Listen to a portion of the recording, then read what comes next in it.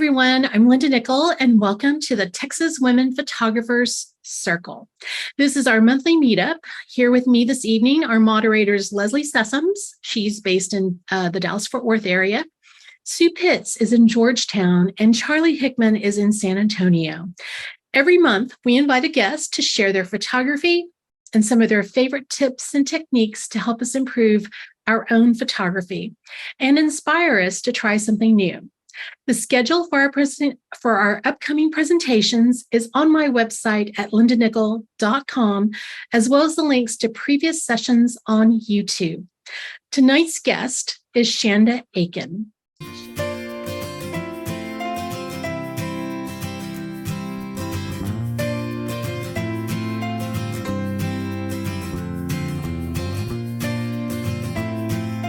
Shanda is a travel and landscape photographer based in Durango, Colorado.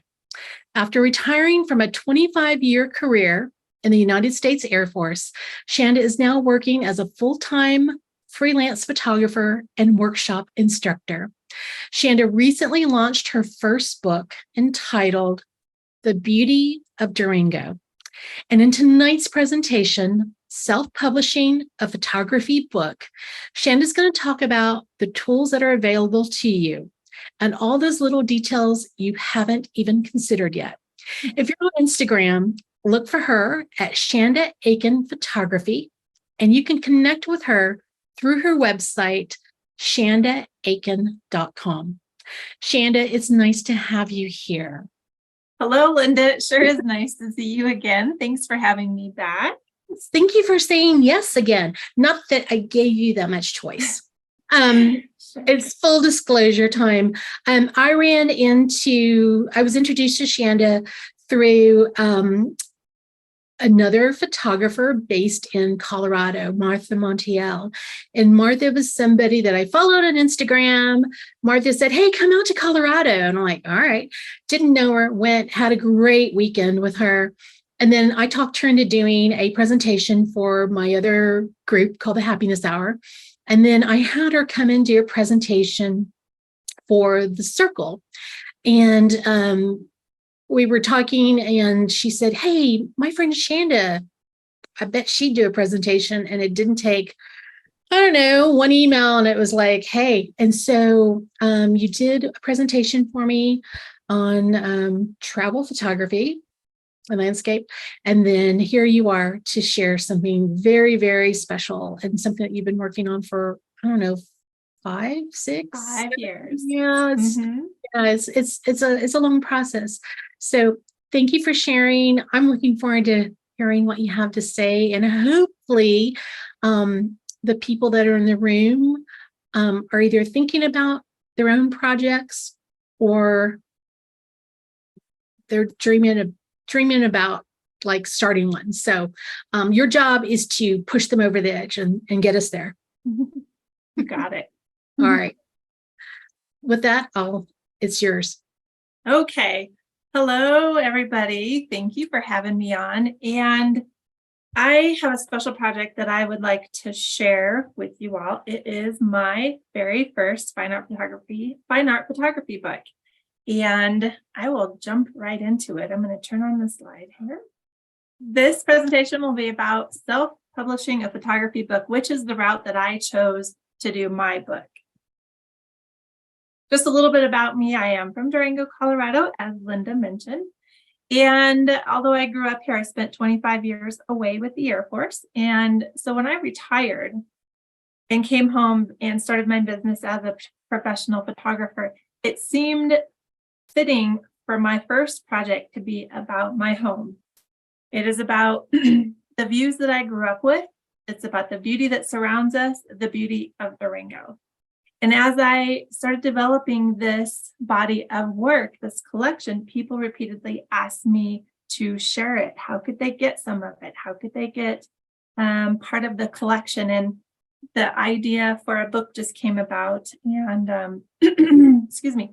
And it's been in the works for about 5 years now. So in 2018 was one of my first photos. The book details themselves. It's the first edition of 500 copies. It's going to be a cloth-bound hardback. It's 9.5 by 12 inches in landscape proportion. And oops, sorry about that. It's 96 pages of images, and it's more than 100 photographs. It is Forest Stewardship Council and Sustainable Forest Initiative certified paper, which is a lot to say, of course, but we'll kind of go into what that means. It has an ISBN number and it has a Library of Congress control number, and I'll talk a little bit about why that is as well.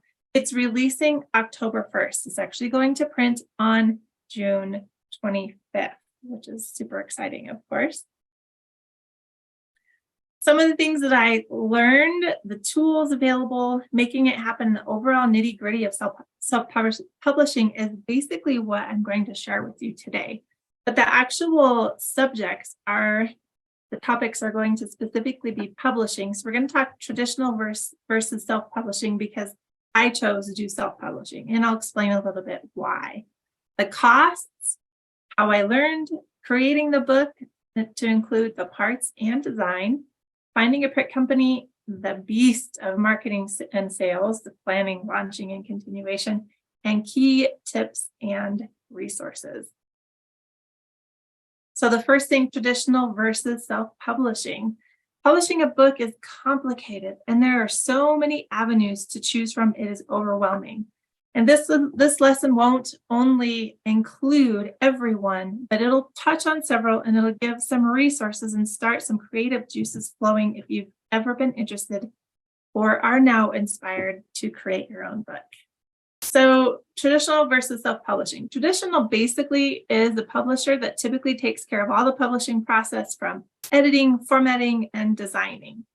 And you earn some royalties based on how many books that you sell. It can be print on demand, and they often take care of the fulfillment as well. Self-publishing is an act of publishing, the act of publishing the specific media, especially a creative work of art as an author or an artist. It's done without using a publishing house or company. And you can also have a little bit of both. So you'll see as we go through some of the steps and some of the processes, you might have a little bit of both traditional and a little bit of self-publishing, and you'll see why. I've also got on here a little a shot that shows a little bit of what each of them involves. So basically, traditional publishing, you write the book, you create a proposal, you get an agent or a publisher, which is a lot of research, of course.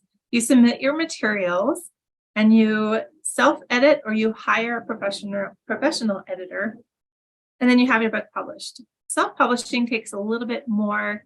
There's a lot more steps that go along with it. Of course, you write the book. You self-edit or hire a professional editor. So you could do either. You have to learn how to publish a book. So there's a lot of research that goes behind self-publishing. You self-edit or hire a professional editor. We just talked about that. Formatting the book, the design and everything that goes along with it, and launching, marketing, and maintaining your book. So the pros and cons of each. The pros of and cons of traditional publishing. The pros are that there's a lower upfront cost from the author. There can be. That's not an all true statement. Some of them there aren't, some of them there are. It's possible to sell more books because they're involved with the selling and the marketing. The publishing is done for you. It could give you social credibility. And you can either do both self-edit or hire a professional. And sometimes they have their own editor on staff as well who can guide you and help you through the process. The cons are that it can be very competitive. It could be a lengthy process. You may have less creative control. There are lower royalty fees that come back to you. And marketing may still be up to you. So they might take a part of a chunk of the marketing, but there is still marketing that you have to do yourself. With self-publishing, the pros are that there's no gatekeeper. It's all up to you. You have full creative control. There are higher royalty rates. You can build a skill, which involves a lot of learning as well. There are endless opportunities. You have creative freedom. Some of the cons is that it is all your expense. From start to finish, everything is on you, out of pocket. You risk selling fewer books. You may have less support. There is a major learning curve. There could be a stigma sometimes when people say I'm self-publishing my book, and questions that people ask why. You have a massive marketing responsibility, and there's a whole lot of research that goes along with that. I personally chose the self-publishing route because I learned how to use editing software initially through InDesign, through other products. So I produce calendars and greeting cards as well. And I learned InDesign through designing my calendars. And I discovered that it's easy enough that I think I could do my book with it as well. All right, so the cost, there are so many hidden costs, no matter what way you go, whether you publish a traditional way or whether you self-publish. I'm just going to bring up a few considerations. But there's a whole gambit out there of them. Photography books are not big money makers, so let's just dive right into that at first. Some people think they're going to have a book, or if you have a book, that you're rich, you're making all kinds of money, and that might be true with some books, but photography books is generally not the case, especially for most photographers. And self-publishing, the author typically earns 60% of the royalties versus 10% of traditional publishing. So traditional publishers will take a lot more of your cut because there are a lot more costs involved. But then, for example, they might have a designer that comes along with their fees. And so some of that will come out of what you will get back as royalties. Whereas if you self-publish, you either design yourself or you might pay somebody to design. So there's a little bit different costs involved there. The cost of the actual printing itself. This could be tens of thousands of dollars depending on what you choose, and it is usually an upfront cost. They are not going to print the book until you give them the money. Field research. Unless you have a grant or are funded by specific organizations, this will likely be out of pocket and includes lodging, gas, food, equipment, et cetera, et cetera. Marketing.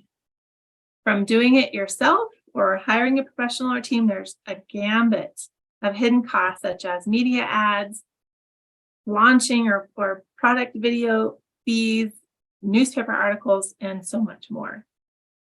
And then finally, storage and shipping.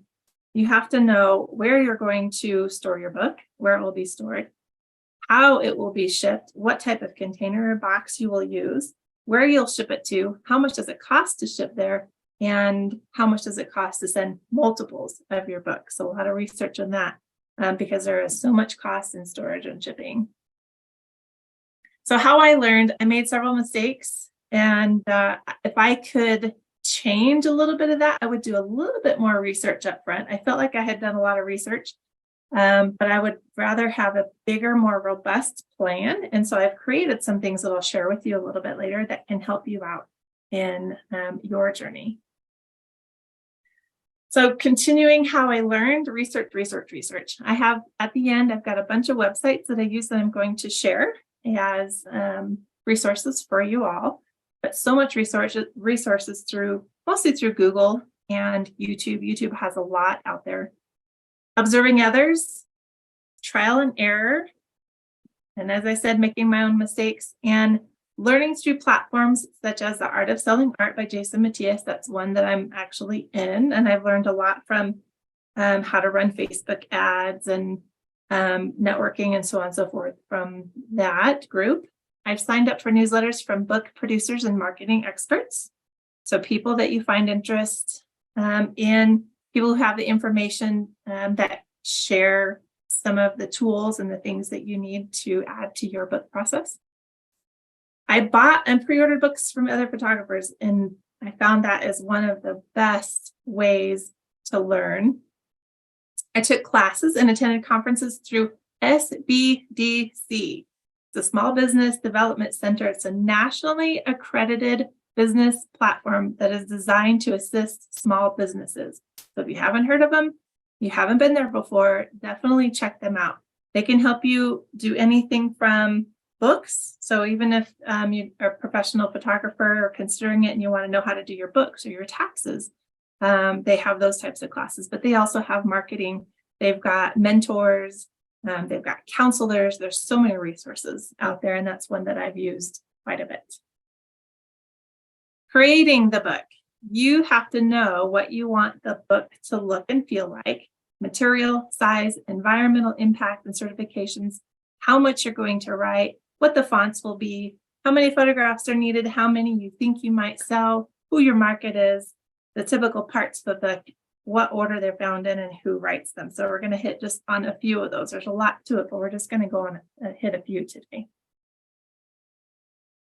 So the first thing, what type?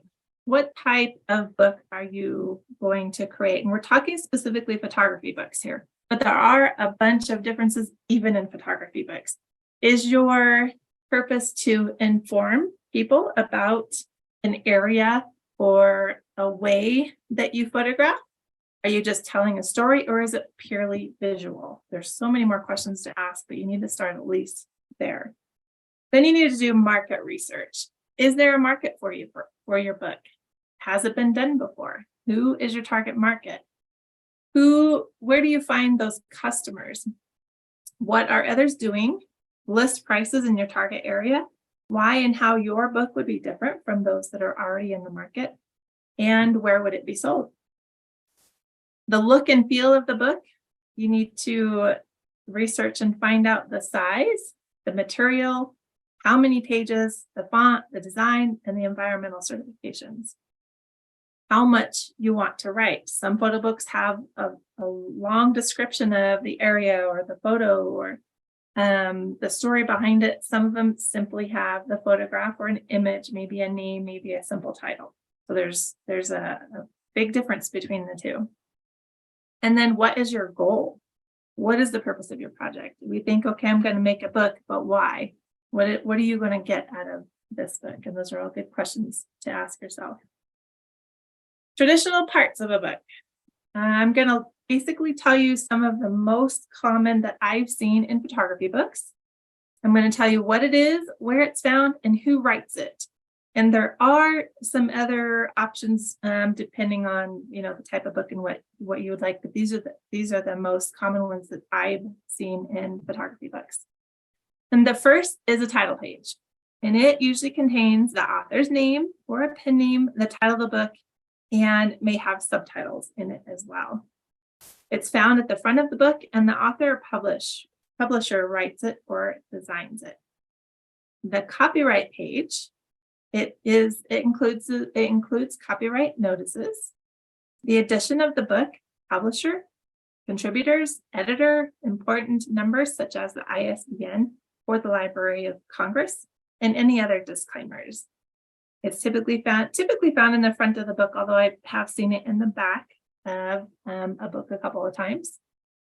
And it'll include the author or publisher, writer, designer, and then, of course, like I mentioned, your numbers. So the first one is the ISBN.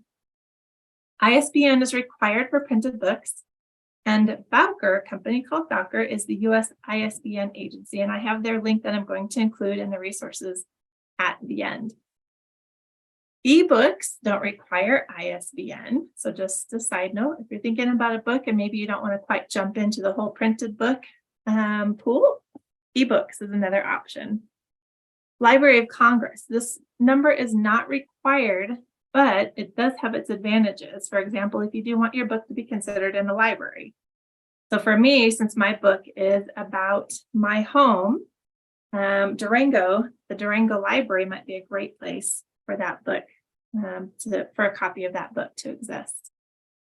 Table of contents simply includes the information about what we can find in the book and how and where to find it. It's often in the front, but I've actually seen many of them in photography books in the back of their books. And the author or publisher typically writes it or designs it. Dedication or acknowledgement. It is a shout out to a special someone, a endeavor, a theme, an inspiration, or even the genre of the book. It's typically found in the front, and it is written by the author. The foreword is a piece of writing that includes, and it basically introduces the reader to the author and the book, and it serves as an endorsement. It provides a unique perspective on the book. So you don't want it to have don't want to say the same thing as the other parts of your book. You want it to be unique and from the voice of the actual writer of the foreword. The preface or introduction. This orients the reader to view the forthcoming book in a way that the author intends. It can describe the creative process, source of inspiration, the backstory. These two are very similar, the preface and introduction.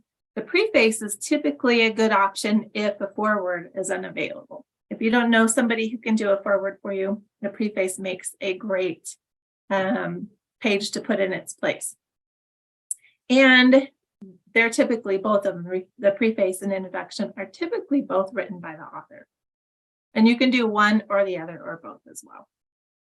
An epigraph, it's a very flexible, creative piece. It can contain a quote from a specific author.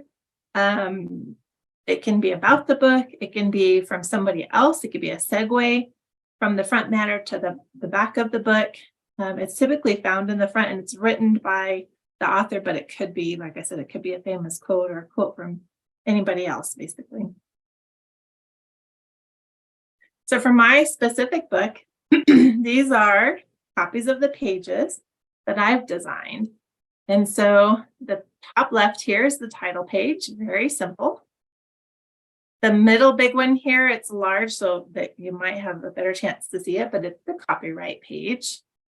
And it's got all the important information in it. The top right, I'm actually doing an acknowledgments page, and it's going to be in the back. And for me, it's going to include some acknowledgments that are specifically to some people that helped supported me in this project. But it also is going to include community members, friends, family, anybody who feels this project is inspired enough to make a pledge or pre-order it, purchase on the front end. And I'll talk a little bit about that towards the end of the presentation. I have an epigraph with an image and a quote that my husband actually came up with. And then on the bottom left, my introduction, which I've blacked out because you're going to have to buy the book to read it. And then the bottom right is the foreword. And my foreword is going to be written by Matt Payne. He has been a guest on here actually in the past. He is from Durango, Colorado. Also, he's very well known. He has created a podcast amongst a lot of other things, but it was a perfect fit because he and I see very similarly we view photography and capturing images and processing in very similar ways. And it was a perfect addition. He did a fantastic job. He really understood my message and the overall design of the book. So it was amazing, amazing person to do the foreword for my book. For creating, and the cover. So we can't forget the cover. So all the different parts of the book, the cover. And I saved this for last because in a way, it is one of the most important pieces. And you can see here on the right-hand side, over 2 years, my cover has changed drastically. And so it started out as one, and then as time went on, it kept developing. And this is because I wasn't really sure at first what I wanted the cover of the book to be made out of. And the material that there's basically, for me, it came down to 3 options. The first one is a book with a jacket cover, which is the top right image here. And then a cloth bound, like this Rhythm of Nature, and then a photo print on the front, like Hans Strauss book here in the photo here. And then the design is also important. So you need to know the layout, the colors, the titles, what images, and that is a lot of work. And for me, it took a long time to try to figure out what that specific image was going to be to speak about the book. I've chosen the dark gray one in the center with the reflective alpine lake. And it is a cloth-bound hardback cover. And that's what it's going to be. So we ended up with. For the design and layout, common design software are Canva, InDesign, Lightroom, Photoshop, and there are several more, but these are your big designers. I highlighted InDesign because that's the software I'm specifically using for mine. You can find templates out there in Adobe stock. They carry a variety in several of these design platforms. And that was kind of a place where I started with, how am I going to design this? What do I want to look like? And when I started looking at templates out there, I found one that I loved. And since then, it's completely changed. It doesn't even look like the original template does to begin with. But that's as I grew and learned and started designing my book, I was able to get confident in different ways that I wanted to change it. And it's completely different, but I'm very happy with it. The look and feel. So the page number placement, the orientation of the book, whether it's vertical or horizontal, how much writing, how many pages, the font, and the type of paper. All of this is going to go into the design and layout and things you need to know and start looking at before you dive into it. So to help deciding, my first and foremost recommendation is go to the library. If you have a library, local library. That was one of my favorites. So I checked out a bunch of books, landscape books from different countries, different states, local books, if there were any. And I brought several home and I sat in the library and reviewed them. And this is where I found where I liked the page numbers. How much writing did I like? Which orientation of the book did I prefer? How did it feel in your hands? What did the paper feel like? And the variety of different covers. So I highly recommend just going to your library and checking out a bunch of photo books. Purchase books from other photographers. I have a little bit of an affinity for photography books, so I do have a bunch. But in the picture here, you can also see that I have a whole bunch of books that I've purchased this last year, as a matter of fact, that have a variety of different sizes, colors, covers. It pretty much covers the whole gambit of possibilities. And these are the ones I use also for the feel, the paper feel. I think one of the most difficult choices is what kind of paper you're going to use in your book. And unless the company sends you a sample of all these different papers, which there are so many, it's really hard to get a feel for that. And so every single one of these books you see in the picture here have a different type of paper. And it was great to be able to touch them and feel them, hold them in your hand, and get an idea of what suits you. Video reviews. Ted Forbes, he has a YouTube website called The Art of Photography. And I have a link on here, but he does photo book reviews from time to time. All different types, city and abstract, landscape people, yada, yada, yada. So that was a source that I really enjoyed hearing about his feedback on the different types of books. Feedback from family and friends. I picked out my final 3 that I was trying to decide from, and I asked friends, family, my local photo book club, what they felt about those specific covers, good, bad, and different. And that was a great place to find information. Affordability. Some of these book covers will add a $2 difference into your overall price. And so if you're, depending on your budget, you may or may have to choose one over the other. Usage. So some books show more wear than others. And I chose to move away, for example, the jacket because of tearing and wear. I noticed that 2 of the books that I had jacket covers on them, one of them showed a lot of fingerprints, which was surprising.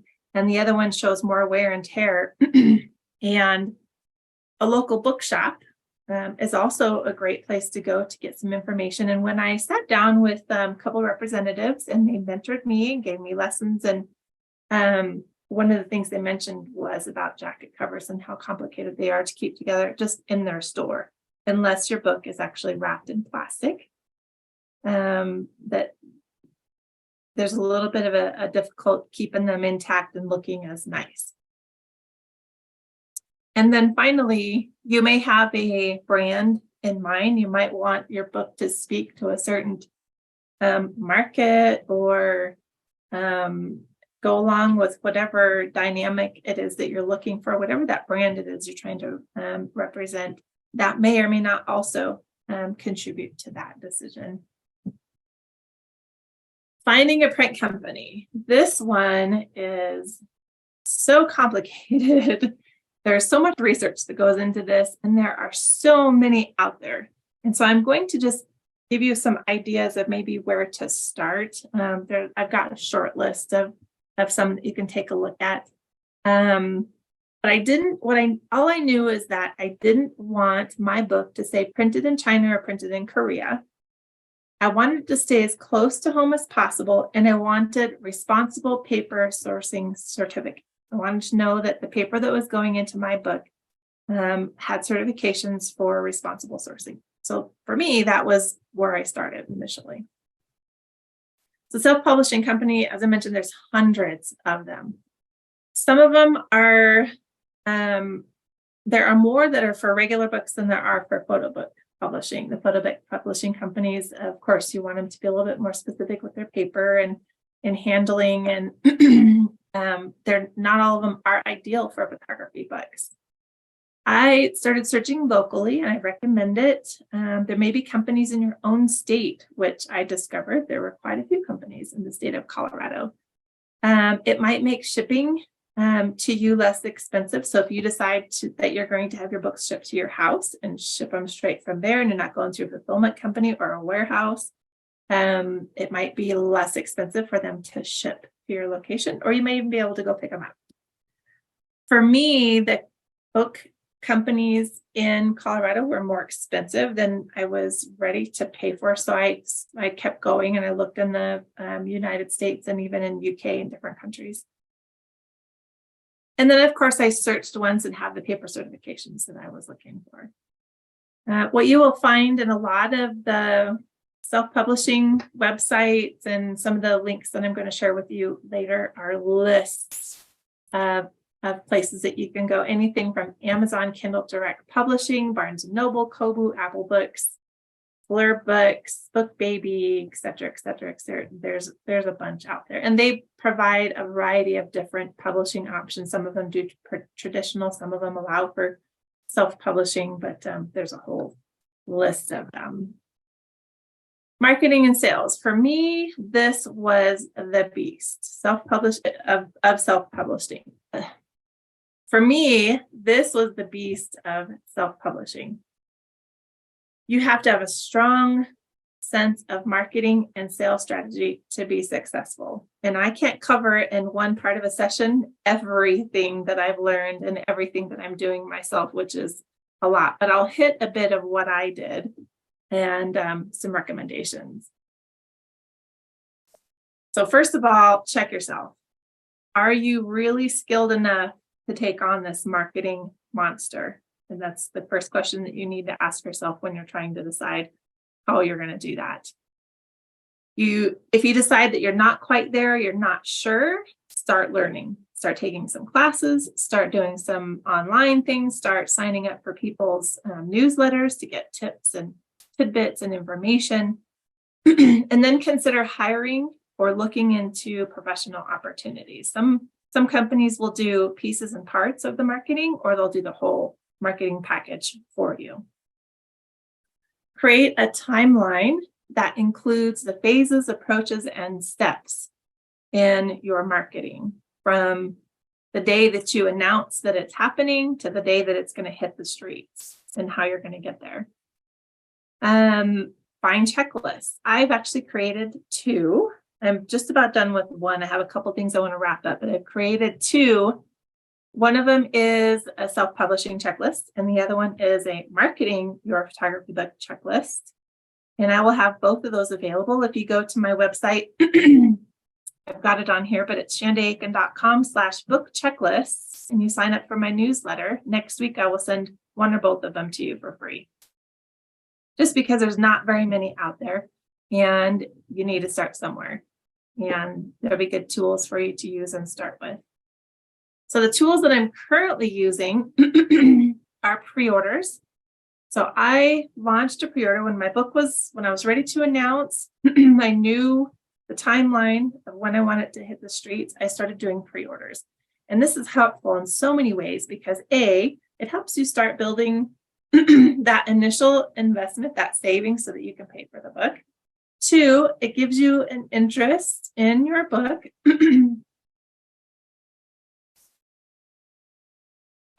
You get a feel for the different people that might be interested in your book. And you can also find out where they're coming from. I have people, friends and family that have ordered them. I have people I've never heard of ordering them. I have from somebody from New York all the way to California pre-ordering my book. So you just never know where that market might lie, but pre-orders help with that. Newsletters. So if you don't already have a newsletter built in your website, that might be something you start building in advance to get ready for your book marketing. Social media announcements, Meta ads, Google Console, Google for Business, giveaways. I mailed letters to key leaders in the community because it is a book that is about Durango. So I sent letters to key leaders. I emailed friends, family, local businesses that I've done work with, and anybody else I can think of. I've only done it once because you don't want to spam them. You don't want to keep sending out, email after email. So I sent an initial email. I'll probably send another one in a couple of weeks, and then that's it. Local clubs and community events. So I recently became a part of the Durango Photo Club. And then there's community events, and not all because I'm trying to market my book, but through that club, I'm able to connect to people. That is also more connections for your book. So we have an organization that really likes to sell and promote buying local, and they actually come together once a month. You can become a member. They come together once a month with a bunch of other entrepreneurs, and they offer different classes and different things. So that was another avenue for me that I could talk about my book. I can connect with other people in the community. Search engine optimization. So through your website. Book trailer, which I haven't created, but I'm working on. I will have a book trailer. And then a Kickstarter campaign is another unique tool, and I'm actually currently doing that one, and I'll explain what it is. A Kickstarter campaign is a platform where creators share work with a community that will come together to fund a project. So this is an option if you don't have the funds up front, or you don't have a timeline to save the money or to build that up. A Kickstarter is something to either supplement or work for the whole cost of the book. They do everything from electronics to movies. There's a million different types of things out there on Kickstarter, to include photography books and other types of photography. It is basically a pledge to purchase your product or service in advance. It's not a GoFundMe. It's not a something for nothing. It is, in fact, people helping you get to the point where you can pay for that product and then deliver an excellent product to those people who are assisting you. And this is what I'm offering. One of my marketing avenues is offering people and or businesses acknowledgement in the book for pledging or purchasing a certain package. So $150 or more gets your name in the book. And then the book, of course, goes out to 500. There's 500 copies. So then it goes out to 500 people. How it works is a creator set the goal. Then they set a time frame. They list the items that you want to pledge, and then backers pledge to make the purchase. And then only When the project is funded and the goal is met, you receive those funds. It's an all or nothing. If you do not make your goal, you do not get those funds, which is something different from a pre-order. If you do a pre-order on your website, I do it through my e-commerce. Somebody pre-purchase a book, it's right through their Stripe, just like they swipe their credit card. But a Kickstarter is a gamble. And currently on the image here, my pledge goal is $9,800 and I'm at $4,200 with 22 days to go. And I started with 33 days because I was taking 3 days of vacation in there. So I wanted to give myself a couple extra days. And so basically what I did in advance to try to make this successful was to follow other projects for several months.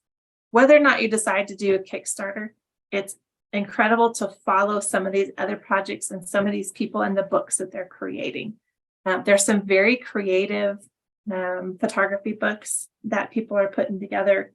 Some that are Texas, about Texas, some are about wildlife, some of them are broad subjects, some of them are smaller subjects. So it's a great place just to go check out different books that people have going on aside from going out to pledge. I offered several things in the pledge options, from purchasing the book all the way up to an expedition, a photography expedition with me in the community. So somebody can hire a local person can sign up and I can spend a day, 2 days with them actually in the area, taking them to the different places that I photographed in for the book, teach them or just, shoot with them. It includes like a dinner, and if you come from out of town, it includes a hotel stay. So there's all kinds of different things that you can do in order to raise those funds. Okay, some other marketing tactics, and then I'm going to this is going to kind of dip into sales a little bit. I created a list of events on my website. And so my website includes, I'm going to tell you all the different types of events, but all the events from kickstarting to pre-ordering to publishing to book signing, all of those things, post them on your website so that people can follow along. And then even if it's a local thing, even in your community, if you're doing a book signing in your community, even if it's not a community book, but you find a place in your local community to do a book signing, use your local, visit Durango, visit Texas, visit Dallas, whatever have you, to actually have events in there that helps also publish or bring visual to your book. Conduct presentations. I do presentations with my photography club, and I'm here on the Texas Women Photographers. I'm doing a radio interview with the local radio station on June 8th. I'm going to have a booth in the local art show, the Durango Autumn Arts Festival, on September 16th. And my book should actually be here by then, but if it's not, the 1st of October is the official date. I have a show at a local gallery, and I'm working with the local gallery to display for the month of October, the date that my book is supposed to officially be out. And I'm having an opening party scheduled for the 1st of October, the first day of that month, that will actually include a book signing event as well, VIP invitations, etc., etc. And then find local shops to carry your book, even if it isn't a local book. A lot of times local shops want to work with local artists. So you might be working on something that is about all of your travels throughout the world, but local bookshops often want to include local artists. So you might be able to have your book in a bookshop. So we're just about at the end. I want to share with you key tips and resources. So the key tips, I just want to kind of recap. Do research first. Really get into the nitty gritty. Really do some heavy research and collect information that you need in the front. Set your goals. When would you like to have this book published? And then you can back up from there a plan and what it's going to take to get there. Know your target audience. This one is very difficult for me with marketing the book because it's everybody, but everybody doesn't work. You can't have a target audience that's everybody. You need to know who your audience is going to be, and that's through marketing strategy, marketing research, and then coming up with a plan.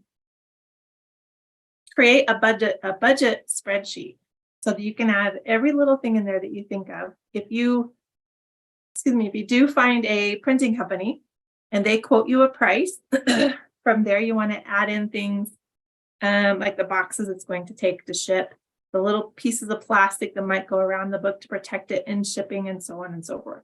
And before you know it, you're going to realize that you're much larger than you might have thought of in the beginning. Have a plan, of course, and then find and create checklists. And I mentioned earlier, I've got a couple checklists that I'll have available out to you all next week. So if you want to sign up for my newsletter, I'll have those free to you. And then finally, the resources. So a lot of things I mentioned today. The first one I probably used the most was selfpublishingschool.com. That was a big one. Thebookdesigner.com. The ISBN website is here. It's Bowker. The Library of Congress is also listed here. And then for me, Sustainable Forestry, which had the information on those certified forest sustainability that certifies the paper, so the paper certifications. And then finally, wrapping up, contact me for any additional questions that you may have. I'm always happy to help. If you're thinking about the project, if you're in the middle of a project, if you have questions about it, you're not sure, by all means, contact me anyway, anytime. I have my website out here, shandaakin.com, my email, my IG, and my Facebook. You can reach me through any of those, but feel free to ask me any questions that you may have about a project.